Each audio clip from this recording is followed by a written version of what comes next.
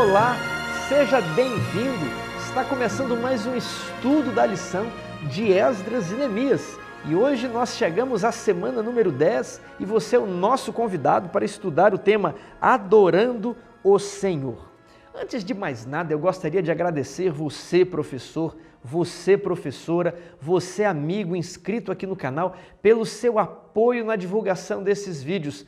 Nós não conseguiríamos chegar até aqui se não fosse você. Você que compartilha com o grupo da família, com o grupo da igreja, que envia para os amigos, você que deixa o seu comentário, você que ajuda a impulsionar esses vídeos nas redes sociais. Como você já notou, nós não fazemos uso da propaganda do YouTube antes dos vídeos e por isso o YouTube não tem muito interesse no nosso vídeo porque nós não geramos receita para a plataforma. Por isso nós dependemos de Deus, é claro, e de vocês para divulgar, para ampliar, para mostrar a outras pessoas o material, o nosso estudo da lição e tantos outros assuntos que debatemos aqui. Nosso muito obrigado e eu peço que vocês continuem fazendo isso, deixando comentário, compartilhando, apertando o botão gostei para mostrar ao YouTube que esse é um conteúdo relevante e que ele possa de algum modo ajudar a impulsionar os vídeos também. Vamos então entrar no tema da lição, adorando o Senhor. E professor, a primeira coisa a se fazer aqui é definir a adoração. Por quê? Porque cada um vai ter na sua mente um conceito de adoração. Para algumas pessoas adoração é cantar, né? Ou para outras adoração é se ajoelhar. Mas cantar e orar fazem parte do que é adoração, mas a adoração não está reduzida a apenas essas duas práticas. A adoração é tudo aquilo que você faz ou que você deveria fazer para um ser chamado Deus.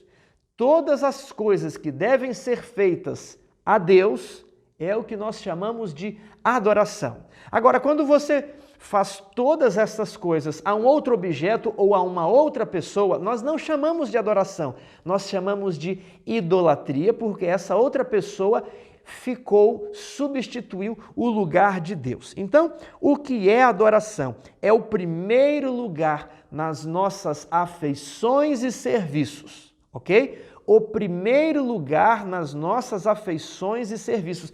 Nenhuma outra pessoa ou nenhum outro objeto podem receber esse direito supremo. A adoração é tudo aquilo que você faz ou deveria fazer para a pessoa de Deus. E aí nós incluímos cantar, orar, nós incluímos o comportamento do ser humano, a ajuda ao nosso próximo, nós incluímos também os nossos dízimos e as ofertas, porque nós estamos mostrando a quem nós servimos, a quem nós estamos submissos, a quem nós seguimos. Então, existem dois poderes disputando a nossa adoração.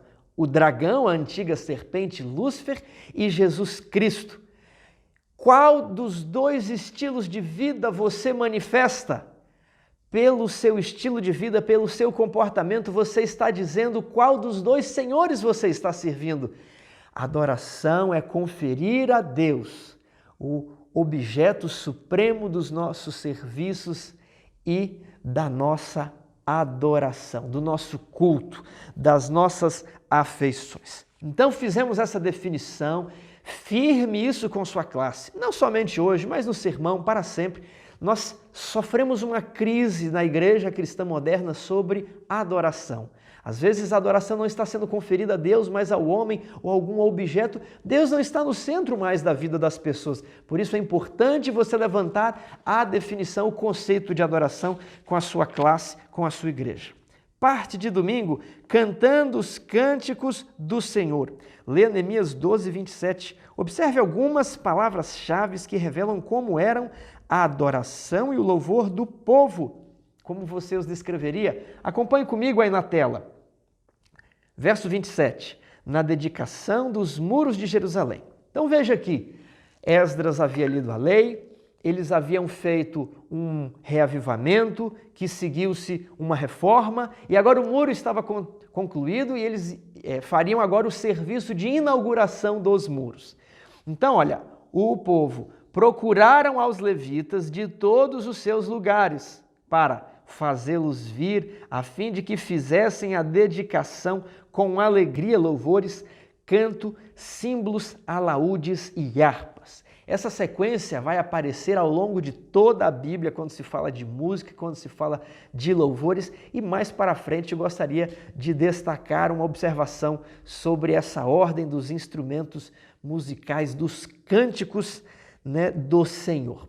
Por enquanto, nesse texto, vamos destacar aqui a alegria e o louvor que eles manifestaram, pois o louvor do templo deveria ser belo e executado profissionalmente. Olha aqui, isso nos faz um desafio para os músicos, os cantores, os instrumentistas, a estudarem música, a aprenderem a ler partitura, a se empenharem para oferecer o melhor a Deus. Pergunta 2. O que 1 Crônicas 25, 6 a 8 nos ensina sobre a centralidade e a importância da música na adoração? Todos estes estavam sob a direção, respectivamente, de seus pais, para o canto da casa do Senhor. Então, primeiro detalhe aqui, os pais estavam juntamente com os filhos e os pais dirigiam os filhos. Não era uma coisa assim, só os velhos, só os adultos, só os jovens, não. A adoração a Deus é uma adoração em família, não algo compartimentado, e há uma hierarquia, como você vai ver no verso. Agora segue a sequência dos instrumentos, olha, com símbolos, alaúdes e harpas, para o ministério da casa de Deus, estando Asaf, Gedutum e Emã debaixo das ordens do rei. Veja agora, os líderes, eles também prestavam contas. A quem? Ao rei. Verso 7. O número deles, juntamente com os seus irmãos, instruídos no canto do Senhor. Mais uma vez aqui a referência ao treinamento profissional dos músicos. Eles eram instruídos no canto do Senhor. Não estavam simplesmente improvisando, vamos cantar sem ensaio. Eu sou músico também e muitas vezes somos tentados a fazer isso, mas a obra de Deus não pode ser feita relaxadamente. Precisamos ensaiar, dedicar-nos, esmerar. Olha, todos eles mestres, instruídos no canto do Senhor, todos eles mestres. Era de 288. Verso 8. Deitaram sortes para designar os deveres, tanto do pequeno como do grande, tanto do mestre como do discípulo. Olha que coisa incrível isso aqui. Ninguém ficou escolhendo, eu vou fazer o solo do tenor aqui, que ele é um solo bonito, eu fico em proeminência. Não, eles deitaram sortes. Quem é que vai tocar o piano, que é um instrumento muito grande, é um instrumento que possui ali um som que completa bastante o momento? Eu vou, não, sou eu que vou, não, olha, eu vou chegar mais cedo porque eu vou tocar o piano, não quero deixar ninguém, não quero compartilhar o instrumento.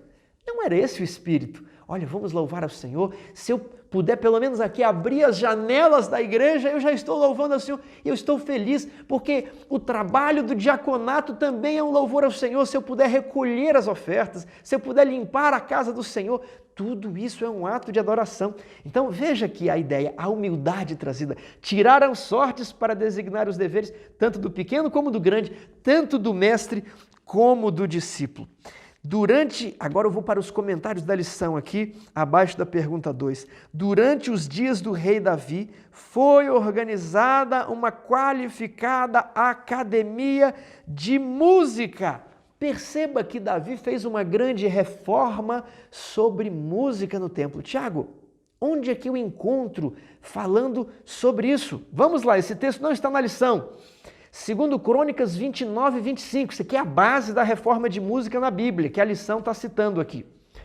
O rei Ezequias também estabeleceu os levitas na casa do Senhor, com símbolos, alaúdes e harpas. Olha a sequência dos instrumentos. E essa sequência, vem aqui, vírgula, segundo o mandado de Davi e de Gade, o vidente do rei, e do profeta Natã, porque este mandado veio do Senhor por intermédio dos seus profetas. Então nós temos aqui 3 profetas. Davi era profeta, a Bíblia fala. Depois, Gade, o vidente do rei, e o profeta Natã. E quem é que falou com eles? Foram conselhos da cabeça deles? Não! Eles foram inspirados por Deus para realizar essa reforma. Veja o verso 26. Estavam, pois, os levitas em pé com os instrumentos de Davi. Que época era essa? Ezequias restaurando a verdadeira adoração, Ezequias restaurando a Páscoa em Jerusalém. E aí, o que eles fizeram? olharam as normas da igreja, quais são as normas do templo, quais são as orientações dos profetas. Nós não podemos fazer aqui o louvor a Deus de qualquer maneira, precisamos buscar as orientações do profeta. E então foram lá para as orientações que Davi, Gade e Natã realizaram. Isso aqui era quase 300 anos depois de Davi, mas eles foram lá buscar qual eram as orientações. As orientações dos profetas, elas devem persistir ao longo da história. Não podemos dizer, isso aqui era só para os dias de Davi, isso aqui era para os dias de Gade. Não, este mandado veio de quem? Do Senhor, ok? Verso 26. Estavam, pois, os levitas em pé com os instrumentos de Davi e os sacerdotes com as trombetas. 27. Deu ordem a Ezequias que oferecesse um holocausto sobre o altar. Em começando o holocausto, começou também o cântico ao Senhor com as trombetas, ao som dos instrumentos de Davi, rei de Israel. Primeira coisa que eu gostaria de destacar aqui, os cânticos foram entoados logo após o sacrifício, e sacrifício e adoração, isso aqui é parte de quarta-feira. Vamos trabalhar essa base, esses textos aqui, nós vamos abordar praticamente toda a lição, depois fazemos os complementos. Outro detalhe aqui, que está na parte de Neemias 12, ali a parte de terça-feira, olha só o que está dizendo ali, Neemias 12, verso 31. Então fiz subir os príncipes de Judá sobre o muro e formei 2 grandes coros em procissão, sendo uma mão direita sobre a muralha para o lado da porta do monturo. 32. Após eles ia Osaías e a metade dos príncipes de Judá. Agora onde eu queria chegar, no verso 36. Com os instrumentos músicos de Davi, homem de Deus, Esdras, o escriba, e adiante deles. Então perceba que a reforma de Davi, a reforma musical que Davi fez, foi seguida nos dias do rei Ezequias, e agora Neemias faz questão de registrar que eles também estavam seguindo os mesmos procedimentos, a mesma organização. Nós precisamos agir de maneira organizada no culto a Deus. E olha aqui, os instrumentos de Davi, homem de Deus. Veja que interessante. Tiago, eu gostaria de estudar mais sobre essa reforma musical de Davi, sobre os instrumentos da Bíblia. Então faça o seguinte, procure ali a Revista Adventista, publicada pela Casa Publicadora Brasileira. Tiago, qual edição? A edição de dezembro de 2009. Coloco na tela aí para você. É um artigo do pastor Oséias Moura. Pastor Oséias Moura, ele é professor de teologia, ele é doutor em teologia, ele escreveu o artigo intitulado Instrumentos de Percussão na Música Sacra, onde ele comenta ali sobre a música na Bíblia, sobre a reforma de Davi. Tiago, mas isso aqui são apenas 3 páginas, eu gostaria de muito material, eu gostaria de me aprofundar no assunto da música, e não é possível aqui nos aprofundarmos na lição. O que eu leio? Sugeri aqui para você, Manual da Igreja. Porque eu leio o Manual da Igreja, veja aqui, ó. Durante os dias do rei Davi foi organizada uma qualificada academia de música. E a lição faz a pergunta, qual era o propósito dessa organização profissional? Evitar o erro de Caim, ok? Deus pediu uma adoração, um sacrifício, Abel ofereceu de acordo com o que Deus pediu, Caim ofereceu de acordo com o seu gosto. O que deu? Deu errado, Deus não aceitou. Então você já leu o que o Manual da Igreja fala sobre música? Não. Poxa, isso aqui é o documento oficial da igreja, votado ali pelos 2.500 delegados que de 5 em 5 anos comparecem à Associação Geral. Esse manual, ele é aplicável para todo mundo, ele tem orientações preciosas sobre vários assuntos. Destaco aqui sobre os assuntos de música. Tiago, esse manual é impositivo, precisamos seguir? Mas é claro.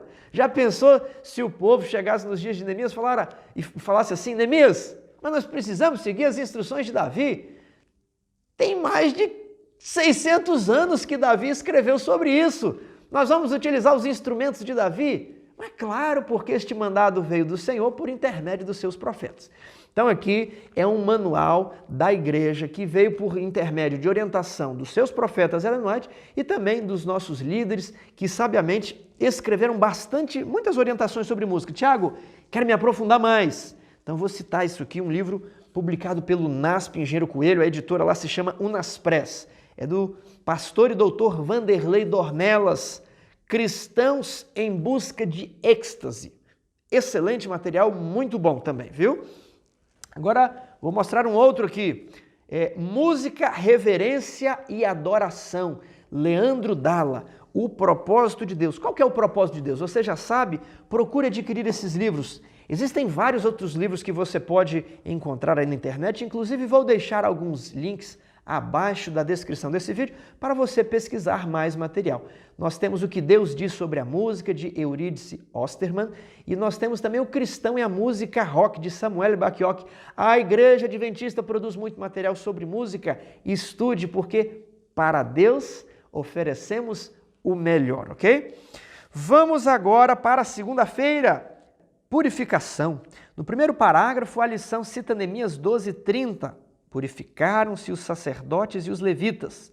Ou seja, antes que eles fossem servir, homens que já eram designados por Deus, antes que eles fossem ministrar ao povo, eles precisavam se purificar. O Antigo Testamento destaca a ideia de ser o quê? Diz a lição. Moralmente puro e limpo diante de Deus. O sacrifício, para ser aceitável, precisava ser de um animal tamim. O que era um animal tamim? Perfeito, sem manchas, sem rugas. Agora, Tiago, eu tenho tantos pecados, eu já fiz tantas coisas horríveis. Ah, mas Deus esquece, você não se converteu, se batizou, mas mesmo depois do batismo, Tiago, eu fiz tantas coisas das quais eu me envergonho. Qual que é a promessa da pergunta 3? Vamos lá? Temos aqui o verso de 1 João capítulo 1, versos 7 a 10. Se, porém, andarmos na luz, como Ele está na luz, mantemos comunhão uns com os outros, e o sangue de Jesus, seu Filho, nos purifica de todo pecado. Se dissermos que não temos pecado nenhum, a nós mesmos nos enganamos e a verdade não está em nós. Se confessarmos os nossos pecados, Ele é fiel e justo para nos perdoar os pecados e nos purificar de toda injustiça. Se dissermos que não temos cometido pecado, fazemo-lo mentiroso e a sua palavra não está em nós. E a lição faz 3 perguntas que vão nos guiar na interpretação desse texto. O que esse texto nos ensina sobre natureza humana, o perdão de Deus e o poder divino em nossa vida? Primeiro, a natureza humana é depravada, inclinada ao mal. Nós nascemos com inclinação ao egoísmo e desde muito cedo quebramos a lei de Deus, infelizmente. E Deus nos dá chances e nós violamos essas chances e temos o nosso registro todo manchado de pecado. A Escritura diz que todos pecaram. Então, nós precisamos primeiramente reconhecer a nossa pecaminosidade diante de Deus. Precisamos reconhecer a altura dos seus mandamentos, a elevada lei que Ele nos propõe e a nossa pequenez, a nossa depravação. Tem pessoas que não reconhecem a sua depravação, não reconhecem o seu pecado, não reconhecem o seu egoísmo, não possuem nada para confessar. E se nós não confessarmos os nossos pecados, nós não teremos a oportunidade de receber o perdão, porque o perdão mediante a condição de confissão. Existem outras condições na Bíblia, esse texto aqui declara: se confessarmos os pecados, Ele é fiel e justo para nos perdoar. E quando Jesus perdoa, Ele coloca sobre você os seus mantos, o manto de justiça dele, e considera você puro como os santos anjos que nunca pecaram. Agora veja o verso 1, então, que ele vai nos responder sobre o poder divino em nossa vida. Se, porém, andarmos na luz, como Ele está na luz. Olha a condição novamente, partícula C. Nós recebemos o perdão, Cristo nos considera como santos anjos que nunca pecaram, e Ele nos pede o quê? Ande na luz. E se nós andarmos na luz, como Ele nos ensina, como Ele é nosso exemplo, né? Mantendo comunhão uns com os outros, o sangue de seu Filho nos purifica de todo pecado. Tiago, eu já não fui purificado ali por ocasião quando eu pedi perdão? É aí que entra a nossa crença sobre o juízo investigativo, o que Cristo faz lá no santuário celestial. Vou referir rapidamente aqui com um exemplo da parábola de Mateus, capítulo 18, quando um servo que devia milhões ao rei, ele pede perdão. E aí o rei lhe perdoa toda a dívida, mas aquele servo não perdoa o seu conservo que lhe devia uns 50 reais. Então o rei manda prendê-lo e diz assim: não lhe perdoei eu toda aquela dívida, mas você não usou de misericórdia, você não perdoou. E aí Jesus termina a parábola dizendo assim: assim também vosso Pai Celestial vos fará, se do íntimo não perdoardes cada um aos seus irmãos. Deus nos concede o perdão para quê? Para sermos igual a Cristo, para andarmos como Ele está na luz, para praticarmos as mesmas obras de beneficência, para sermos misericordiosos, para perdoarmos aos outros, para termos comunhão na igreja, para não ficarmos em briga, ok? E então o sangue de Jesus nos purifica de todo o pecado. Mas já não havia sido purificado? Sim, de maneira provisória. Quando chegarmos no juízo, Deus vai olhar, olha, o Tiago pediu perdão, eu lhe dei o perdão, ele andou na luz, ele realmente valorizou aqui essa mudança, né, que ele foi revestido de Cristo, não era Cristo que habitava nele, realmente ele deixou Cristo habitar nele, ele foi um novo homem revestido, eu estou esquecendo o texto aqui de Efésios 6, em justiça e retidão procedentes da verdade. Pronto, ele foi esse novo homem. Olha, ele foi. Então, olha, o sangue de Cristo vai ser aplicado à expiação para purificar todos os pecados. Você tem que ter fé nisso. Agora, se você faz igual aquele marido que não é fiel à esposa, ele pede perdão e continua praticando adultério, pede perdão, aí o seu perdão é só de boca. Aí você vai ter os seus pecados, né, desperdoados por ocasião do juízo. Muito sério isso, ok? Então, confessarmos os nossos pecados e crer no sangue de Jesus que nos purifica de toda injustiça, mas a partir de agora que nós possamos andar na luz. Ainda na parte de segunda-feira, destaco o texto de Neemias 12:30, que aparece no primeiro parágrafo, onde os sacerdotes e levitas se purificaram antes de ministrar ao povo. Vimos que nós cometemos muitos pecados, temos um registro terrível, mas Deus nos purifica de toda injustiça. Ele nos transforma e agora nós podemos servir e ministrar a verdadeira adoração a Deus. O que eu gostaria de destacar aqui?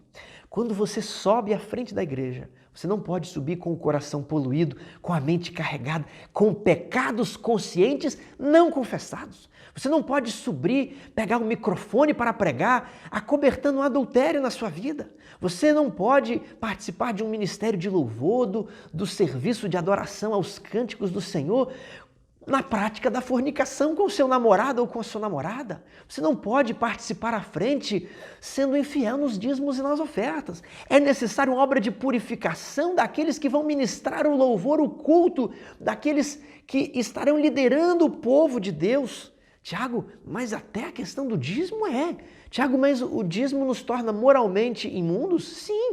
O que diz lá em Malaquias? Roubará o homem ao Senhor?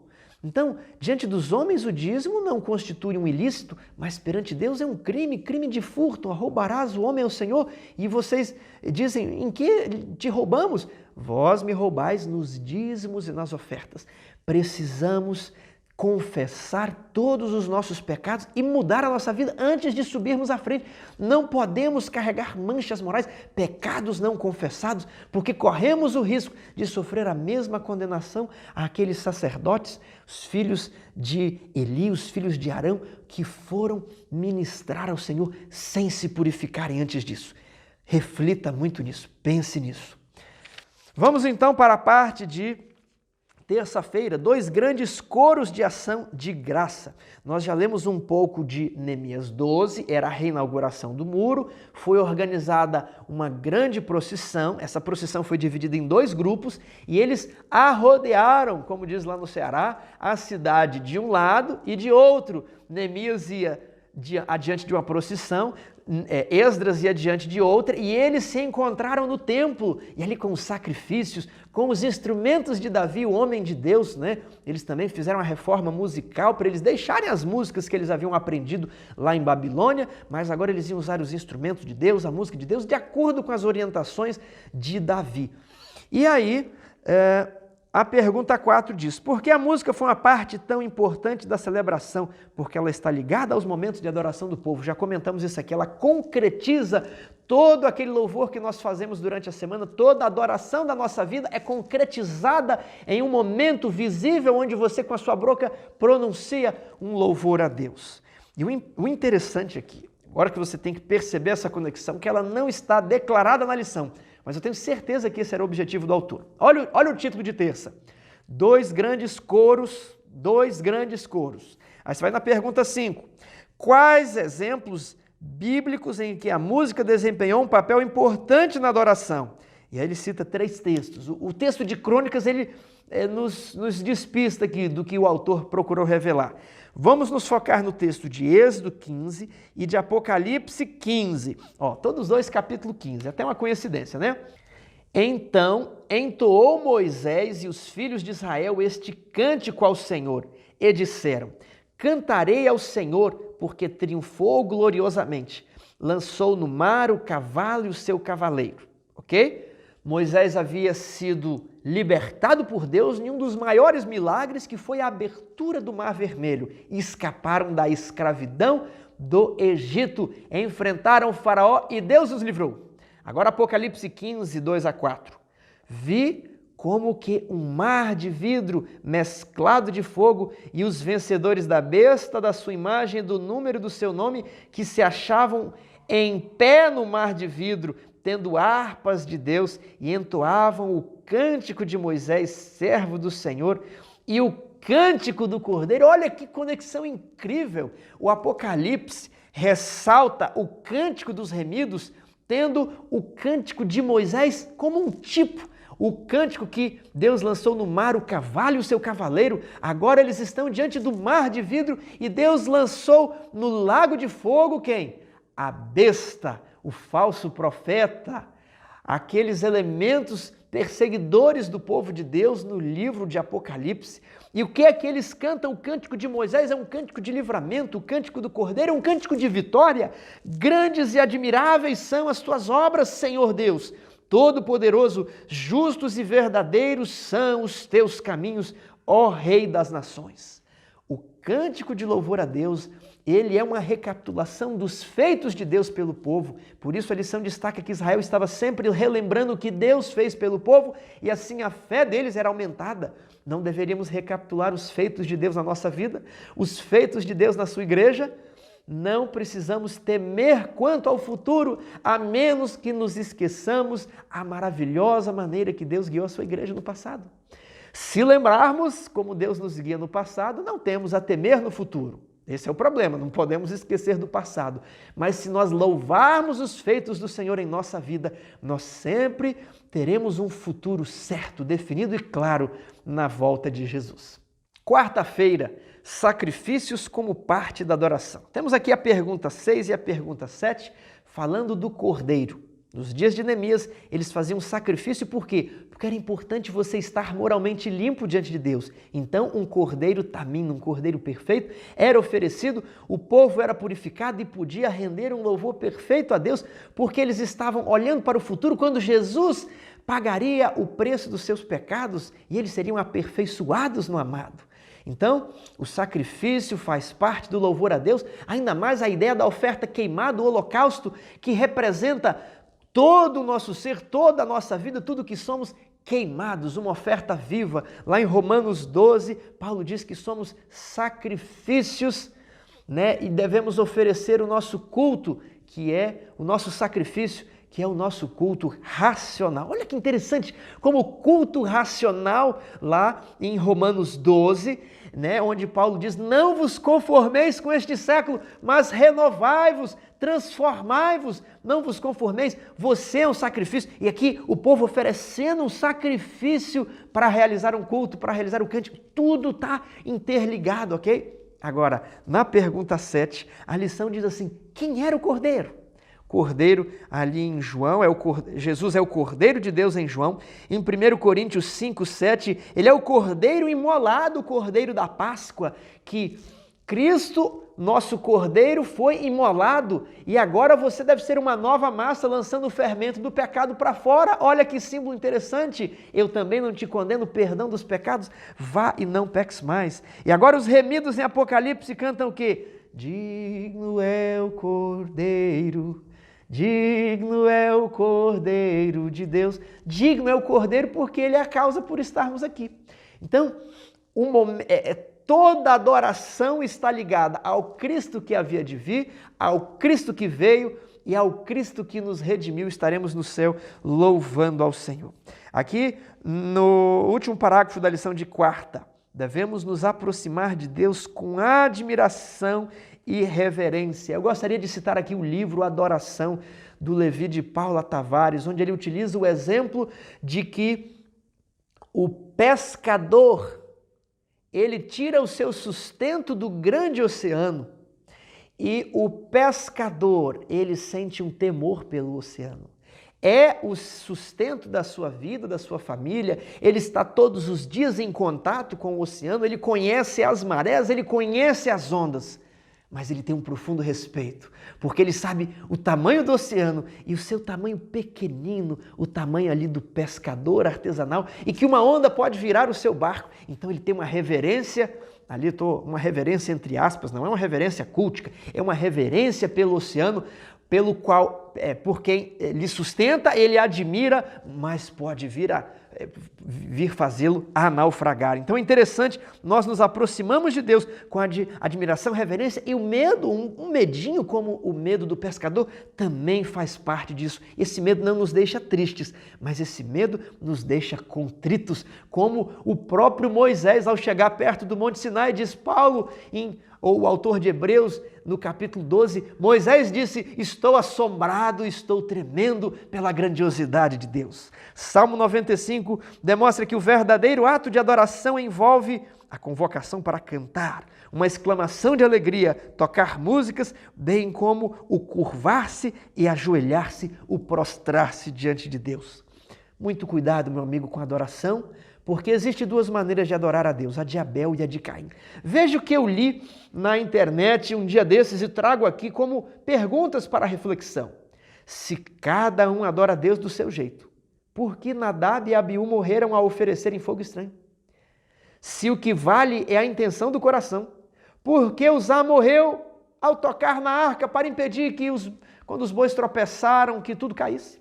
Ele não estava ajudando a Deus? Se o que vale é fazer a obra de Deus, por que Saul foi reprovado quando ofereceu sacrifícios, enquanto Samuel demorava a chegar? Lembra da história?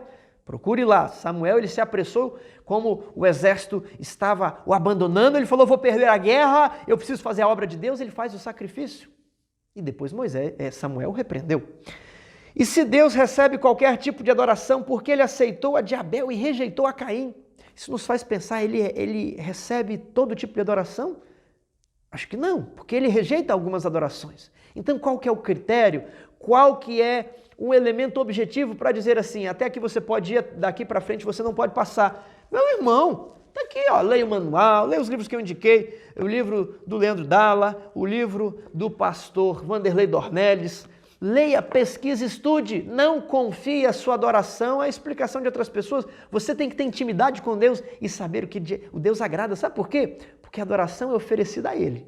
Talvez não é a sua preferência, o seu gosto, isso consiste o que é adoração. Nós fazemos algo a Deus, nós prestamos o serviço e um culto, ok? É para Ele, não é para nós, não é para nenhum, não é para Maria, não é para o José, não é para nenhum membro, é para o próprio Deus. Quinta-feira, sacerdotes e levitas como parte da adoração. Porque o povo ficou alegre, porque os sacerdotes ministravam. Isso está aí, ó. Vamos dar uma olhada? Neemias 12:44. Ainda no mesmo dia se nomearam homens para as câmaras do tesouro, das ofertas, das primícias e dos dízimos, para juntarem ali no templo, das cidades, as porções designadas pela lei para os sacerdotes e para os levitas, pois Judá estava alegre. Por que Judá estava alegre? Porque os sacerdotes e os levitas ministravam. Eu me lembro quando eu era criança e o pastor vinha à minha casa. Até hoje, quando o pastor vem à nossa casa, é um motivo de alegria, de satisfação. Quando o pastor vai pregar na nossa igreja, é um culto especial, veio o pastor. Da mesma forma, o povo se alegrou porque os levitas ministravam, os levitas cantavam, os levitas faziam o serviço do templo. Agora, os levitas precisam comer. E Paulo diz, não ate a boca do boi enquanto debulha. Por acaso é de bois que Deus se preocupa? Não, Deus se preocupa com os nossos dízimos e as nossas ofertas. Nós precisamos manter a casa de Deus em funcionamento. Nós precisamos sustentar pastores e obreiros designados por Deus a pregar o evangelho ao redor do mundo. E essa é a comparação que a pergunta 9 faz. Se você não entendeu por que ele citou Hebreus 9, porque ali Hebreus 9 compara o santuário terrestre com o santuário celestial. E ele compara Jesus Cristo está lá no santuário celestial com os sacerdotes terrestres. Hoje nós não temos um mediador, um sacerdote que é ungido ali com o óleo, mas nós temos os pastores e ministros e eles devem ser sustentados com os nossos dízimos e as nossas ofertas. É um ato de adoração. Quando não damos os dízimos e as nossas ofertas, nós estamos dizendo que existe algo que merece mais os nossos recursos, que é a casa de Deus. Nós estamos dizendo que as nossas afeições não estão completamente ali. E é um mecanismo de proteção à casa de Deus. Você entendeu por que o manual diz que nós não devemos participar à frente quando não demos os dízimos e as ofertas? Está no manual da igreja, isso é norma da igreja. Por quê? Porque é o seguinte, é para participar à frente quem tem o coração dentro da igreja. Quando não damos os dízimos e as ofertas, há um problema. Alguém está recebendo um recurso que deveria ser dado a Deus. Alguém está em primeiro lugar ali no seu coração. Então a sua devoção pode não estar totalmente firme ali com Deus. Então a proteção da igreja aqui, se a pessoa não está sendo fiel nos dízimos, ela não vai atuar na frente. Mas aqueles que atuam na frente estão sendo fiéis nos dízimos. Então a igreja de Deus pode ter essa segurança de que está sendo guiada por líderes fiéis, líderes consagrados, homens cheios do Espírito Santo, dispostos ali, preparados, capacitados para carregar a arca. Último parágrafo, e eu faço um apelo aqui para você. Sem dízimos e ofertas, não há uma igreja mundial organizada. A igreja adventista não é uma igreja local, não é uma igreja regional, mas é um movimento mundial organizado com associações, com uniões e missões, com o objetivo de pregar o evangelho a todo mundo. E eu gostaria de compartilhar com vocês a situação da igreja em outros campos, para que nós possamos ser tocados pelo Espírito Santo e sermos liberais nos nossos dízimos e nas ofertas. Isso aqui é a sede de uma associação na África. Vamos agora ver como são as igrejas. Não é sempre como as nossas igrejas. Veja aí, essa igreja não tem paredes, não tem bancos, não tem energia elétrica, só tem culto no sábado de manhã, ok? Vejamos aqui as pessoas dentro da igreja apinhadas, apertadas, mas estão alegres por quê? Porque os levitas, porque o pastor, porque estão recebendo a ministração da palavra de Deus. Eles não possuem sequer Bíblia, pessoas com muitas dificuldades. Olha só como é a casa de um pastor. Vamos ver aqui dentro, isso é um pastor da nossa igreja, pastor adventista, não possui mobília, não possui cama, ele dorme ali em uma esteira. Não deveríamos nós nos compenetrarmos disso e falarmos, eu vou ajudar a igreja de Deus, eu vou devolver o meu dízimo para fortalecer a igreja de Deus na Índia, na China, no Oriente Médio, na África, nos locais pobres. Quem irá levar as boas novas precisa de alguém que vá, mas precisa de alguém que financie também. Isso aqui é outra casa de pastor. Veja por dentro, veja a alegria desse homem aí, mas numa casa talvez muito mais simples que a nossa. Vejamos aqui uma conferência, onde a igreja realizou, não havia um local para abrigar todas essas pessoas, elas ficaram embaixo de árvores e elas estão alegres porque estão ouvindo a pregação da palavra e ao fim da conferência elas são o quê? Batizadas, onde a igreja, que não é uma igreja local, não é uma igreja regional, está cumprindo a missão, ide a todo mundo batizando em nome do Pai, do Filho e do Espírito Santo, ensinando e batizando. Você é convidado para adorar a Deus por meio dos seus dízimos e das ofertas. Será que não é hora de você renovar o seu pacto com Deus? Eu já sou ofertante, talvez você aumente o seu pacto. Ainda não sou? Faça o compromisso. Seja fiel nos dízimos e nas ofertas, porque essas pessoas precisam conhecer a Cristo. Elas precisam ouvir a mensagem e elas vão se batizar. E quem sabe um dia você encontrará no céu alguém que lhe dirá, você não me conhece, mas foram os seus dízimos e as suas ofertas que me enviaram um missionário. E esse missionário pregou a minha casa e agora a salvação eterna penetrou em meu lar. Salvo eternamente eu e a minha família, porque alguém financiou a obra de um missionário, alguém financiou livros, alguém financiou a construção de uma igreja, alguém ajudou para que a mensagem do reino fosse a todo mundo, a mensagem do advento a todo mundo em minha geração. Amém.